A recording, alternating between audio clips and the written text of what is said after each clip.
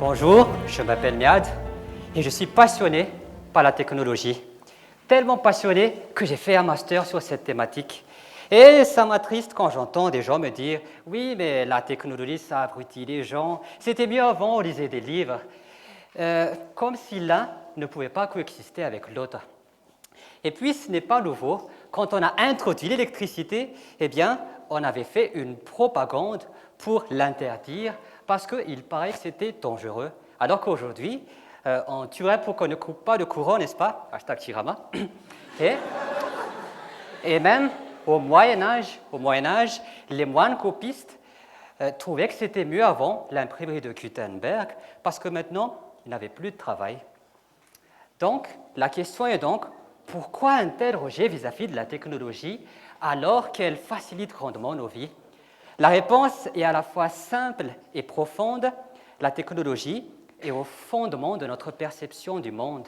Ce qui veut dire qu'à chaque fois qu'une nouvelle technologie naît, notre façon de voir et d'interagir avec le monde change.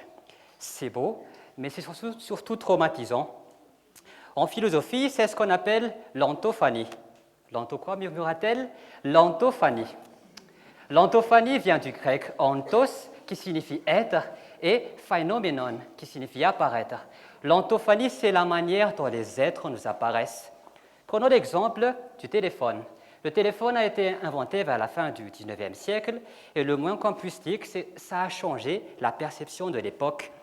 Tellement chamboulé que j'ai retrouvé le témoignage d'une grand-mère qui refusait de s'approcher de l'appareil parce que, je cite, elle détestait cette façon de communiquer sans se voir. Dans son antophanie à elle, communiquer, c'est tout simplement en face à face. Alors qu'aujourd'hui, quand vous allez voir quelqu'un téléphoner, vous n'allez pas être choqué, vous n'allez pas vous dire « Oh mon Dieu, il est en train de communiquer sans se voir !» Parce que l'antophanie téléphonique s'est normalisée, naturalisée au fil du temps. Le problème, c'est qu'aujourd'hui, l'évolution technologique est extrêmement rapide. Prenez par exemple un téléphone ou un smartphone en classe pour prendre des notes et on va vous prendre pour un impoli, tout simplement parce que dans notre antophanie à nous, la prise de notes, c'est uniquement avec du papier et du stylo et pas autrement. Donc, il y a une forme de jugement de valeur entre les antophanies. Le message que j'essaie de délivrer aujourd'hui est le suivant.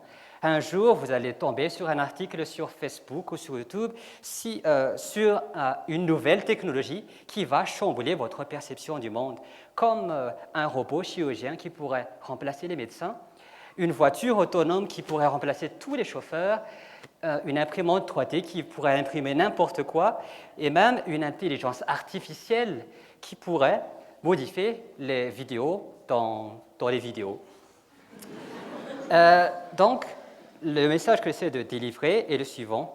Si un jour vous allez tomber sur ce genre d'article, j'aimerais tout simplement que vous ayez le recul nécessaire et que vous vous dites si cette technologie est en train de chambouler ma perception du monde, ce n'est pas forcément une mauvaise chose. Je m'appelle Miad. Merci.